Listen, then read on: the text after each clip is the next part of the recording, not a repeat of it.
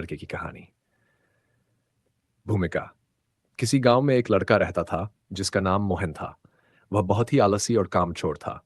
उसकी आदत थी कि वह हर काम को टालता रहता और हमेशा आसान रास्ता ढूंढने की कोशिश करता। उसके माता पिता उससे बहुत परेशान थे क्योंकि वह न तो पढ़ाई में ध्यान देता था और न ही घर के कामों में मदद करता था। मोहन की दिनचर्या बहुत सुस्त थी।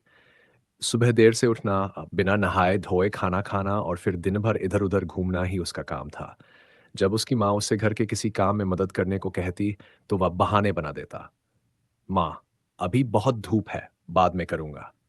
पिताजी, बहुत थक गया हूँ, कल करूँगा। इस तरह वह हर काम को टालता रहता। गाँव के अन्य लड़के जहाँ मेहनत से पढ़ाई करते और अपने माता-पिता की मदद करते, वहीं मोहन केवल आराम करने और मस्ती करने में लगा रहता। गाँव के लोगों की सीख।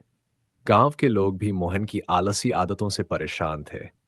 एक दिन गांव के एक बुजुर्ग ने मोहन से कहा, बेटा, आलस्य तुम्हारे जीवन को बर्बाद कर देगा। अगर तुम मेहनत नहीं करोगे तो जीवन में कुछ हासिल नहीं कर पाओगे। लेकिन मोहन को इन बातों से कोई फर्क नहीं पड़ा। वह सोचता था कि किस्मत खुद ही उसके लिए सब कुछ ठीक कर देगी। भाग्य और मेहनत की परीक्षा। एक दिन गांव में एक संत आए। उन्होंने गांव के सभी लड़कों को बुलाया और कहा, मैं तुम्हें एक परीक्षा देना चाहता हूं। जो इस परीक्षा को पास करेगा उसे एक कीमती इनाम मिलेगा। परीक्षा में हर लड़के को एक बीज दिया गया और कहा गया कि इसे अच्छे से उगाओ और कुछ महीनों बाद हमें दिखाओ। सभी लड़के मेहनत से अपने बीज की देखभाल करने लगे, लेकिन मोहन को लगा कि यह बहुत मेहनत का काम है। उसने बीज को एक गमले में डाल दिया, लेकिन कभी उसे पानी नहीं दिया और न ही उसकी देखभाल की।